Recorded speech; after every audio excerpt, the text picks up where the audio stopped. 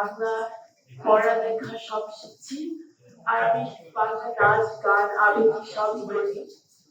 আর আমি অলওয়েজ বাংলা দেশের কথা, বাংলাদেশের স্টোরি এভরিথিং ধরে রাখতে চাই, কারণ আমাদের ওখানে সবার ইন্টারেস্ট থাকে না। আমার অনেক ইন্টারেস্ট বাংলাদেশের ব্যাপারে শেখা, লাইক এভরিথিং জানা, কারণ এটা হলো আমার হেরিটেজ, এটা হলো আমার ব্লাড। আর I should be really proud of that, and I am very proud of that. So প্রবানের আমি ইউথদের সাথে আমি আমার ফ্রেন্ডদেরকে সবাইকে জয়েন করতে বলি।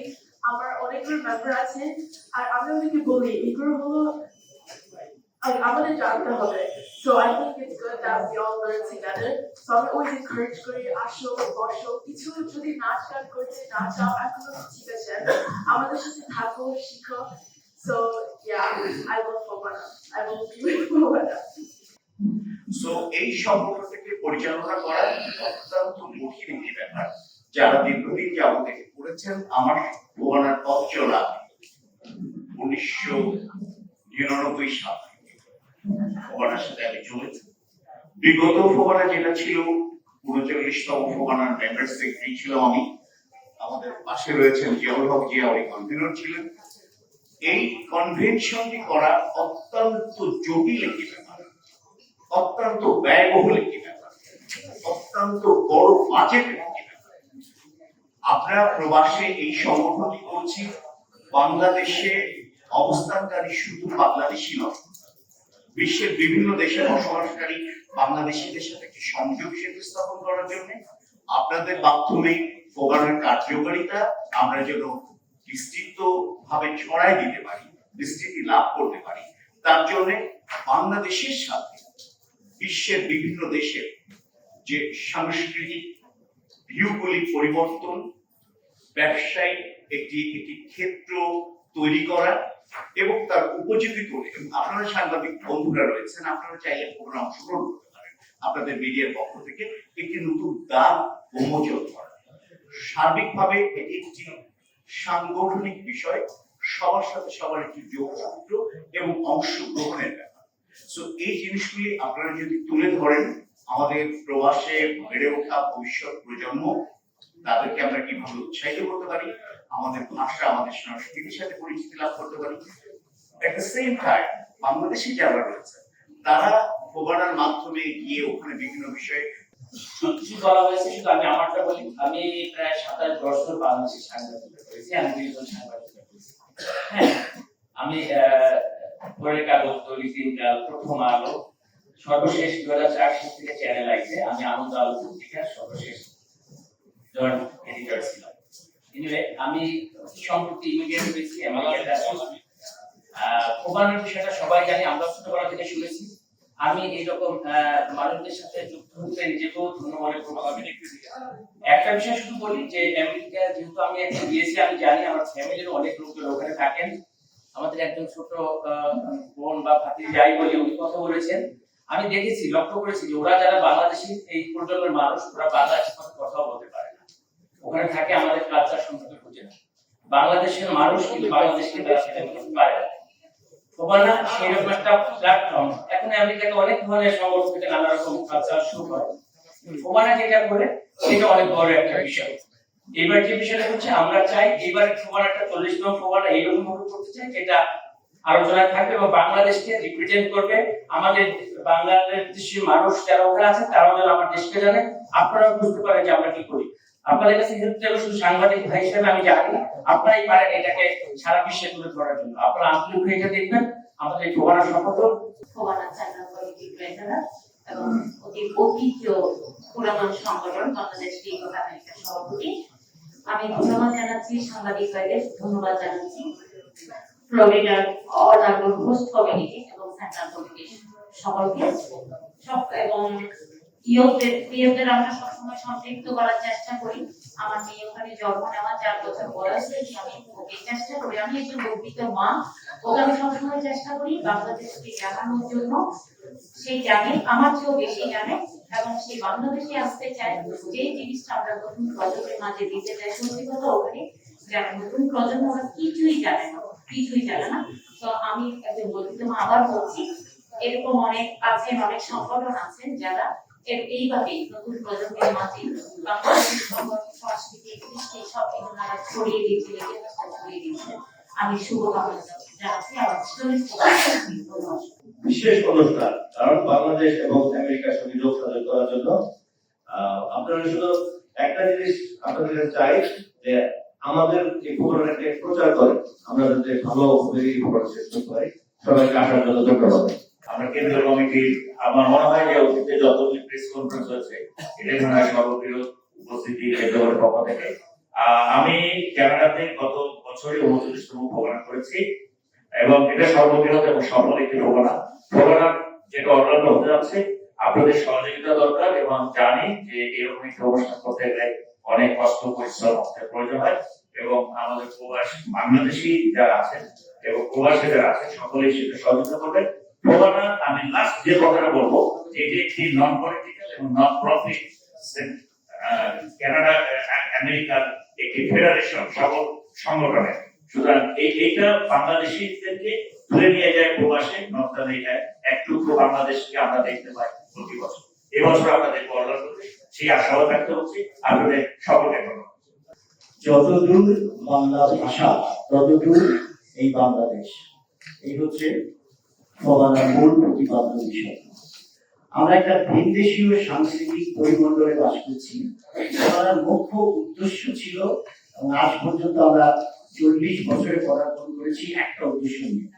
আমাদের প্রজন্ম যারা একটা ভিনদেশীয় সাংস্কৃতিক পরিমণ্ডলে বেড়ে হয়েছে, তাদের মাঝে শেকড়ের সাথে সম্পৃক্ততা তৈরি করা, তাদের মাঝে আমার কবিগুরু রবি ঠাকুর, নজরুল, আমার মহান মুক্তিযুদ্ধ থেকে শুরু করে আব্দুল করিম, হাসান রাজা সহ তাদের চিন্তা চেতনাকে, সংস্কৃতিকে এই নতুন প্রজন্মের কাছে উপস্থাপনা করা। আমরা অনেকটা সফল হয়েছি। আপনারা শুনে আশ্চর্য হয়ে যাবেন, ওখানে জন্ম নেওয়া বেড়াটা আমাদের পিছনে বসে আছে।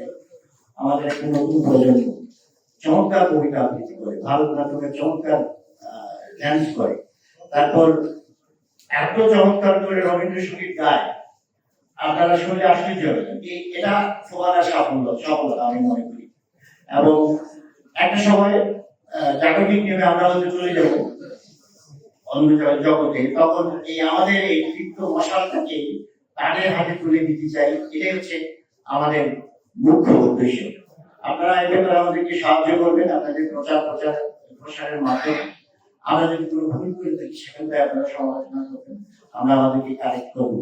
আপনাদেরকে আবারও অসংখ্য ধন্যবাদ। আপনারা ভালো থাকুন, সুস্থ থাকুন, সুন্দর থাকুন, সমৃদ্ধ হোক আপনাদের সবার জীবন। ধন্যবাদ।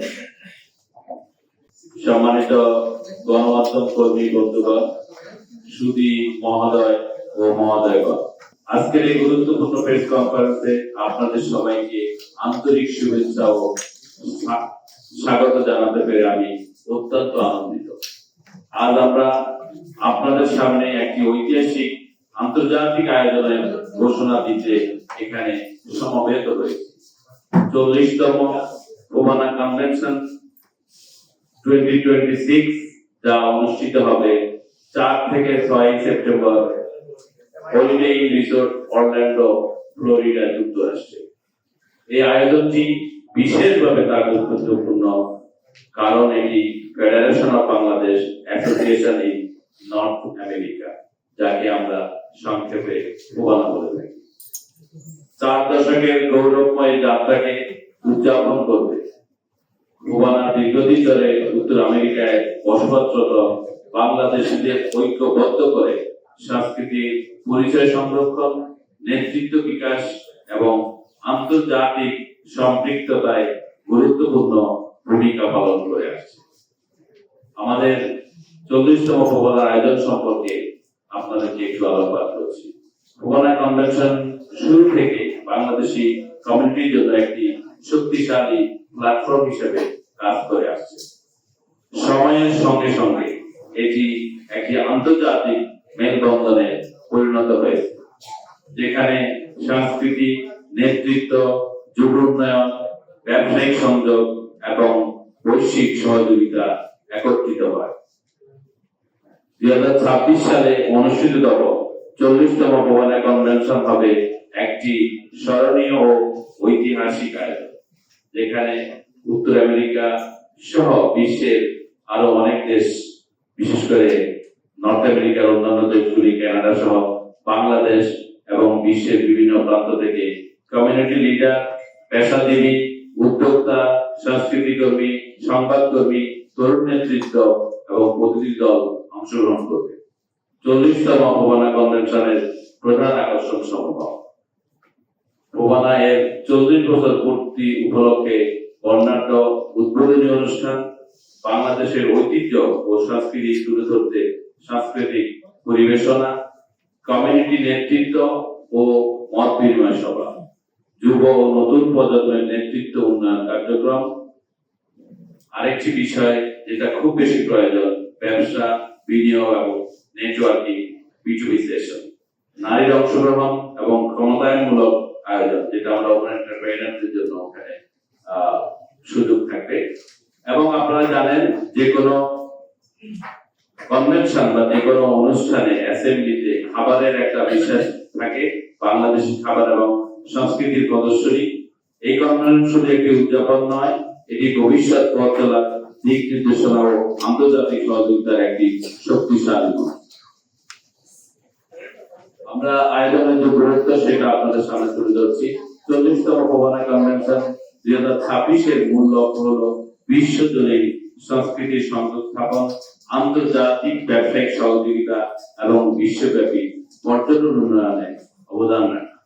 এই আয়োজনের মাধ্যমে বাংলাদেশি উদ্যোক্তারা আন্তর্জাতিক বাজারে প্রবেশের সুযোগ পাবেন, পেশাজীবী ও ব্যবসায়ীরা বৈশ্বিক অংশীদারিত্ব গড়ে তুলতে পারবেন, শিল্পী ও সাংস্কৃতিক সংগঠনগুলো বাংলাদেশের ঐতিহ্য বিশ্ব মঞ্চে তুলে ধরতে পারবে, তরুণ প্রজন্ম নেতৃত্ব বিকাশ ও আন্তর্জাতিক নেটওয়ার্কিং এর সুযোগ লাভ করবে।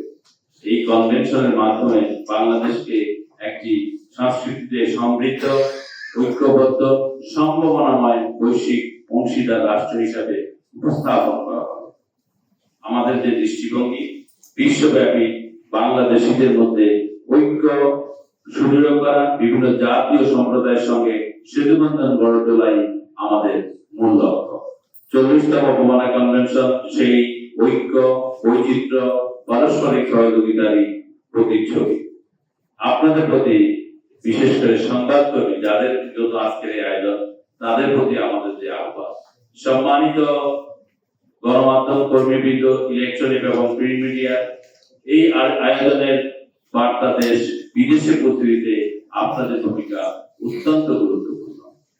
আমরা আপনাদের সহযোগিতা কামনা করছি, যেন বাংলাদেশের ব্যবসায়ী, সাংস্কৃতিক সংগঠন, তরুণ সমাজ ও কমিউনিটি নেতৃবৃন্দ এই আন্তর্জাতিক আয়োজনে সক্রিয়ভাবে অংশগ্রহণ করতে পারে। আমরা দৃঢ়ভাবে বিশ্বাস করি 40তম ফোবানা কনভেনশন 2026 হবে একটি ঐতিহাসিক মাইলফলক, যা বৈশ্বিক বাংলাদেশ কমিউনিটির বন্ধনকে আরো সুদৃঢ় করবে এবং ভবিষ্যতের জন্য একটি শক্ত ভিত্তি গড়ে তুলবে। আজকের এই প্রেস কনফারেন্সে উপস্থিত থাকার জন্য আপনাদের সকলকে আমি আন্তরিক ধন্যবাদ জানাচ্ছি। আপনাদের সহযোগিতা, প্রচার ও সমর্থন আমাদের এই আন্তর্জাতিক যাত্রাকে আরো সফল করে তুলবে। ধন্যবাদ আমাদের হোস্ট কমিটি এবং আমাদের সেন্ট্রাল কমিটির পক্ষ থেকে।